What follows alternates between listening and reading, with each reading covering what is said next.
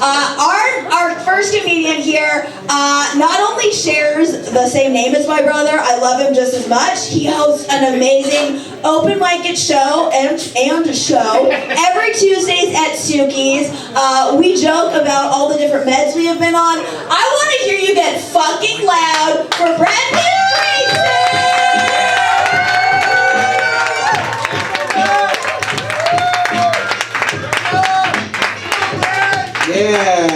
Yeah. How's everybody doing? You know, my dad was a runner, and he got hit by a car when he was jogging, and he fucking died. So that's why I don't do any exercise, as you can tell. And I outlived him. But it did have an effect on me. It made me a sad boy because I was 13, but I'm a proud sad boy. Where my sad people at? Yeah, this is Portland. There's a lot of us. We all come here for some reason. I don't know why. The weather sucks. I don't get it. But it's awesome, and yeah, sure. It's great today. For 2 days it is. Yeah. So I'm a proud sad boy, not to be confused with a sad proud boy. Yeah, they should be sad. They should also go fuck themselves. Very sadly, not in a happy way, sad way. Like, I was diagnosed with depression when I was 12. So like I was like already sad before my dad died. People were like, oh, it's because your dad died. No, I was already sad because I was in junior high and it fucking sucked because it was 1992. I was really into Guns N' Roses. Yeah, and I was writing the lyrics in my Trapper Keeper. And I had a Trapper Keeper in junior high. I got beat up a lot for it. Because I did not get the memo that we switched to cloth notebooks in 7th grade. Trapper Keepers are no longer cool. It was just a plain red one. It wasn't even any of the, like nothing, no Lisa Frank shit or any of that. Like I had one of those in 6th grade, like a unicorn on it. And then people wonder, like, yeah, I'm the gay kid, yeah. But yeah, I diagnosed with depression because my mom found my notebook with all the Guns N' Roses lyrics and she was like, oh no, my son is trapped in the cold November rain. Better lock him up. And that was the first time my mom tried to send me to the psych ward. But thankfully my dad, who was still alive, was like, no, Gail, slow your roll. We'll just send him to therapy. It's probably cheaper, a lot less traumatizing. So one prescription for Zoloft later, I was a slightly happier sad boy.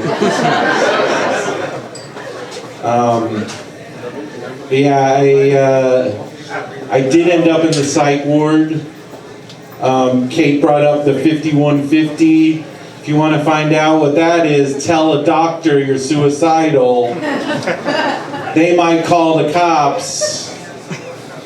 And it doesn't make any sense, right? Like, it's like, hey, this person's suicidal. Let's bring some dudes with guns into the equation. And be like, yo, what's going on, buddy? Why are you so anxious? No, I'm not just holding my gun like this. Yeah, it was stupid. So they took me to the hospital. And San Bernardino County Hospital, class of 2018. And I sat in the ER for 5 hours with somebody watching me so I wouldn't do anything. And they made me watch that Tim Allen show, Last Man Standing. And I was like, you guys, I'm suicidal. What are you trying to do here? Like, this show does make me want to kill myself. It's like if Home Improvement was even more Republican, if you're not familiar with it.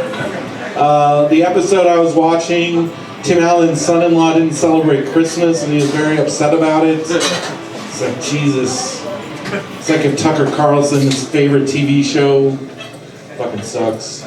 So yeah, I would watch that, and then they took me to the psych ward, which I would also call meth jail.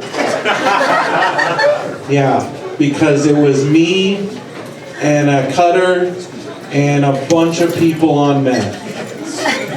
In fact, one of them was like, my roommate was like, yo, you want some of this? And he pulled some meth out of his ass. And I was like, no, bro, I'm trying to get out of here.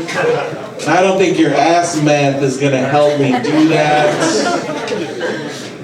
But no, the psych ward, it's like jail. They take your clothes, they make you wear paper clothes, so because they're worried you're gonna like kill yourself with your T-shirt or some bullshit.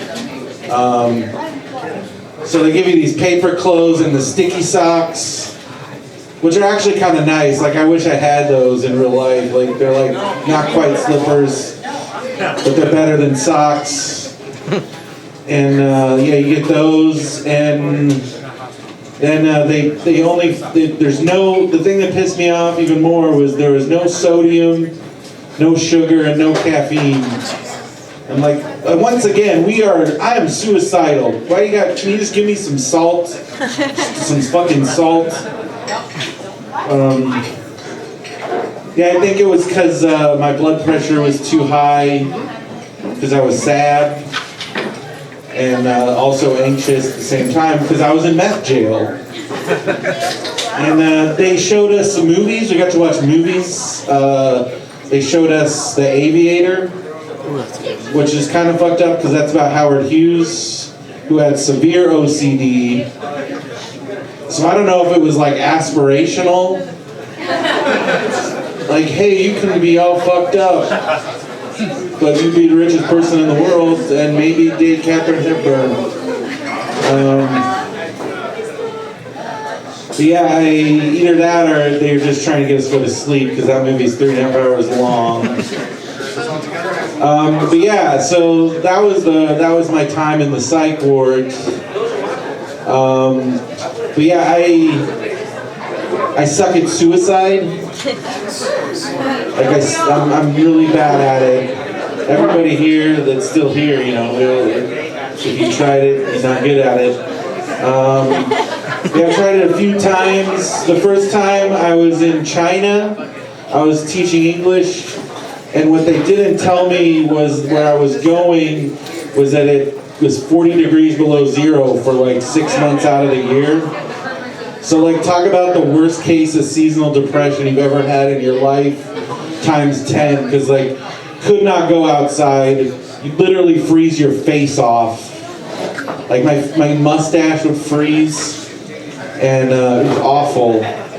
And so I became like a hermit and tried to kill myself with some what I thought were pain pills. Like I thought they were oxys because I had injured myself in a ice slide accident. Yeah, they had it was so cold there they would make like these buildings and slides out of ice, and they were not designed for someone as big as myself. And so I slammed my elbow against the side as soon as I started going, and and then like they gave me these pills at the emergency room, and I took all of them at once. And then I woke up in the morning with a severe case of diarrhea, and I was very confused. I took him over to my neighbor who spoke Chinese, and I was like, "What are these?" And she looked at the label, and she was like, "These are just herbs. You got ripped off." So I was like, I need help. And also, I want my money back for these pills. But yeah, so then I was working for a Christian organization. So they sent me to a Christian mental health facility. So it wasn't really the psych ward. It was a pray the depression away place, and it was in Fresno, which I don't know if anybody's ever been to Fresno, but holy shit, like that'll make you want to kill yourself too. Like again, like it's not helpful being there. A lot of meth there too. But not in the Christian psych ward. There's no meth there. Unless I wasn't a part of that. I was not Christian ass meth. Did not exist there. But yeah, so I was at the Christian place with the pray the depression away, and then I was also, that was the first time I told a therapist like I think I'm gay, and then they were like, we need to pray that away too. And that's why I'm a gay ex-Christian now. Because that's how well that place works. That's how well that place worked. They just took a huge chunk out of my bank account and was like, all right, pray more, see you later. That was fun. And then the next time I tried to kill myself, it was just a few years ago, right before the pandemic. I like bugged out at work because after I was in the psych ward, they put me on 5 different antidepressants and antipsychotics and all kinds of shit. I was like a zombie, and they made me kind of even more crazy. And so my big plan to commit suicide was to do the car fumes in the garage, like the movies. It's like, that'll fucking work, and it's like easy, because I'm scared of guns, I'm scared of poison. Because like, that shit, what if it doesn't work, you know, like. So the problem was you needed a car and you needed a garage. And I had a Prius and I lived in an apartment.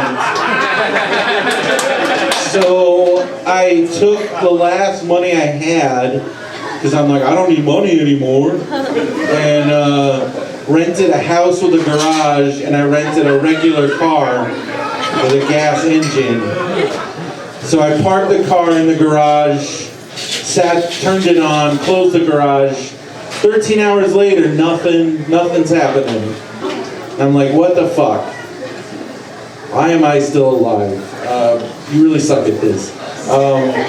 So I look it up on the internet, and the internet's like, yo, dude, you ever heard of catalytic converters? Yeah, they make it so that shit doesn't work anymore. You gotta do a bunch of shit to your car, and like even then it's hard to get it to work. Just leave it outside downtown Portland. Well, yeah. But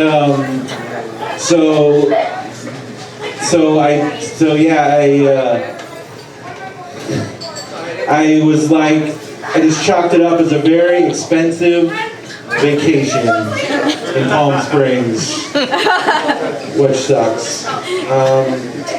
So yeah, that was the second time I tried to kill myself, and I suck at it. So that's why I'm still here.